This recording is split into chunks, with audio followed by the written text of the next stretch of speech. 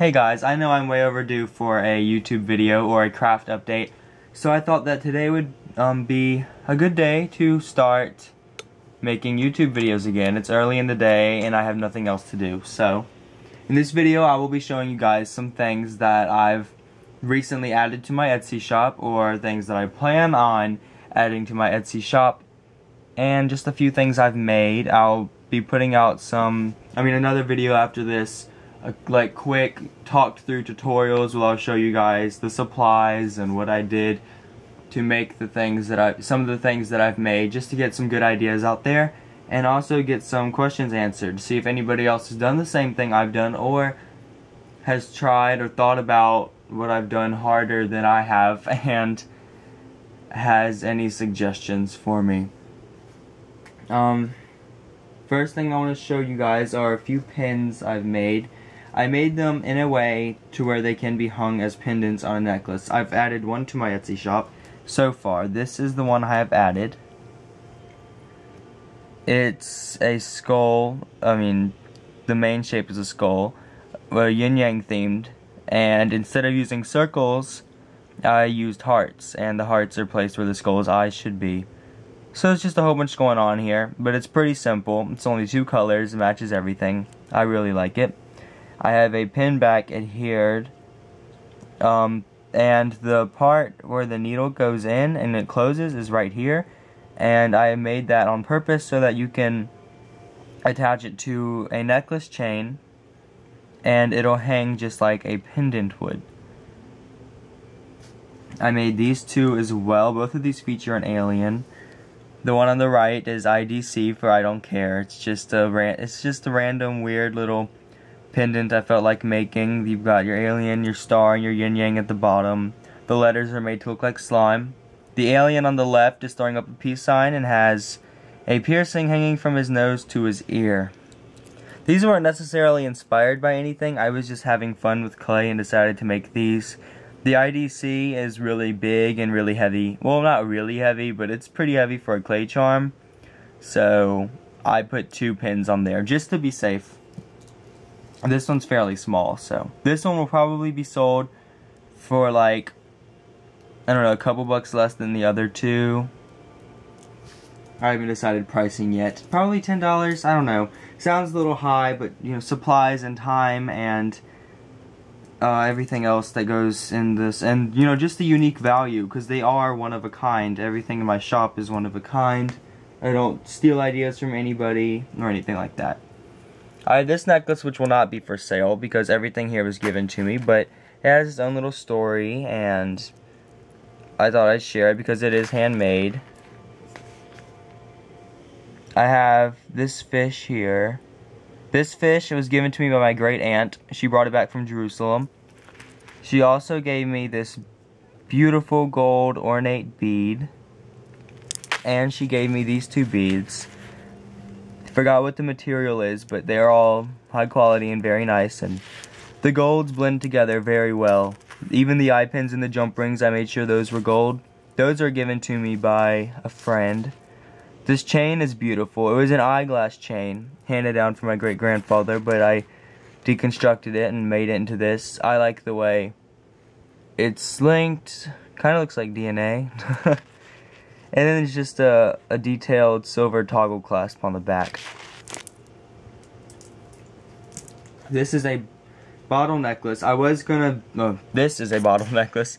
I was gonna bead it, but then I decided just to hang it on a chain. It's a bronze chain. The wire is also bronze. These 2 bails on the side were made using wire. They're handmade. And it's labeled. I got the bottle at a shop called Moontide Arts for about $3, I think. I think it was $3. The chain got hooked on there. And then there's a spring clasp. I was recently given a lot of spring clasps by a friend, so I've been using those. That was really nice of her. I've got at least 72. I have this charm I recently made out of white polymer clay, splattered it with red paint. It says brutal. It's glazed with gloss varnish. The back isn't glazed. It's a little flexible, but it's fragile. I mean, it's not too fragile. I mean, that doesn't mean you sit here and bend it as far as you want, but it's durable enough to wear, to swing around and everything, and not get broken. It's on a black chain, black aluminum chain. This freak necklace is really big. I mean, yeah, it's pretty big. This was inspired by Jeremy Scott, his Candy Flip Fall Winter fashion show. It was inspired though, not stolen. This panda necklace was inspired by Best Friend. It's, yeah, everybody makes pandas. It's a kawaii, like the Japanese kawaii thing to do, but I changed it up a bit by making the colors blue and red, which is my favorite color combination. It's very bright, it's very bold. These colors are much brighter in person. It's holding a heart, and it's strung on this red chain. It's really good looking red chain.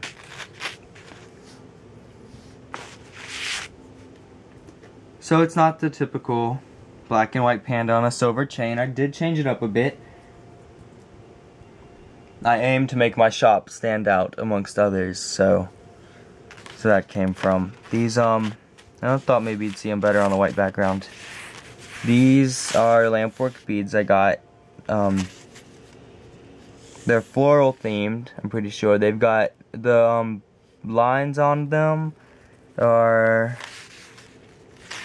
sparkly. They've got, it's like a glitter glass, I guess. They aren't handmade, so I don't know exactly. This is also that same glittery stuff. And strung on a bronze chain. They were handmade into connectors. They were just normal beads. This charm, all I did was put this charm, or this focal component, it's a little too big to be called a charm, I guess, onto this really beautiful chain. I really like how this turned out. The colors match really well. The charm is just like a cabochon backing. Clay, a thin layer of polymer clay fills it up. Then lengths of ball chain were put around the edge, pushed into the clay. Same with this length right here. And then you fill it in with beads. These were just rocks. I mean, like glass rocks. I guess you could use beads or whatever you wanted. And then a big rhinestone in the middle. So yeah, it's fairly easy to make, but I got it for $1, which is amazing. And so, and it's really sturdy too. The eye pin won't come out. It's not really an eye pin. The loop, the bail, is stuck in there. It's not coming out. This isn't breaking. I've also popped the rhinestone out on purpose and E6000 it back down to make sure that never comes out. Oops. It's my makeshift white background, by the way. This one's a little stuck. I don't know what happened to this. Oh, it wasn't stuck. Never mind. I don't know what I'm talking about. It was just a little twisted up. And I've almost got it completely untwisted. Here we go. This is a necklace that is in my Etsy shop. It's long, so I can't get it all in the camera at once. I will have exact measurements soon. It's got a spring clasp there, a nice beautiful blue chain, beaded like chain links attached to polymer clay chain links that were painted with nail polish.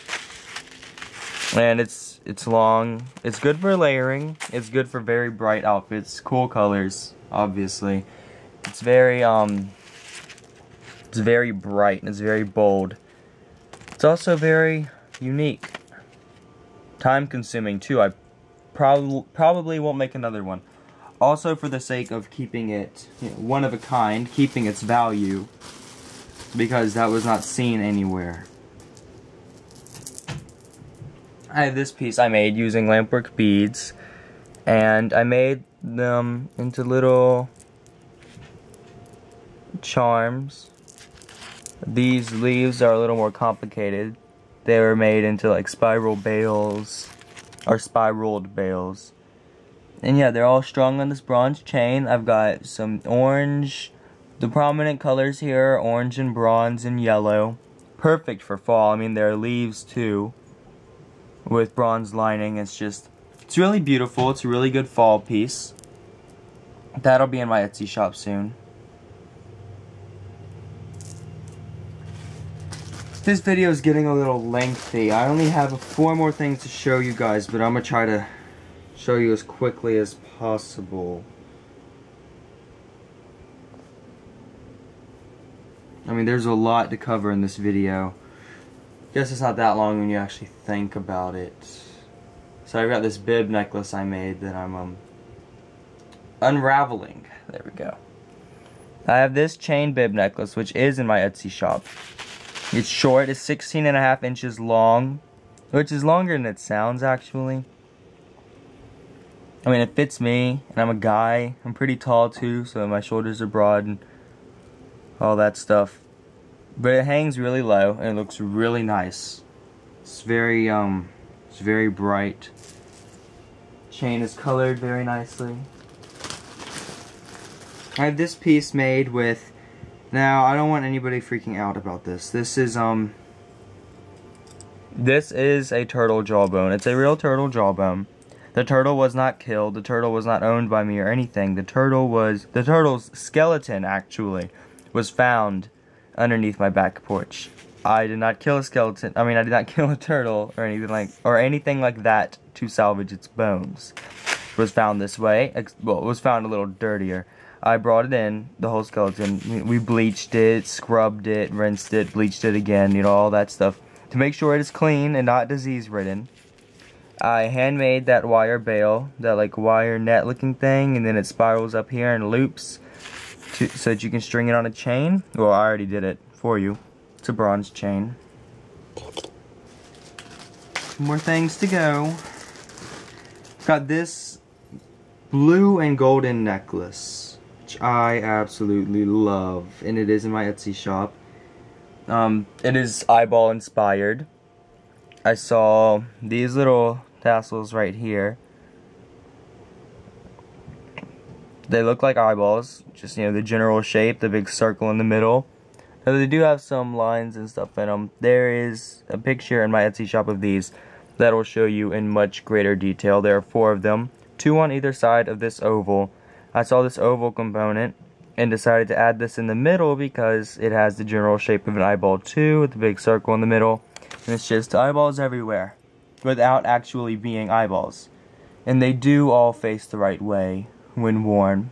They do all face the front. You can see all the decoration because they are one-sided, but you can see that one side on all 4 of them when it is worn.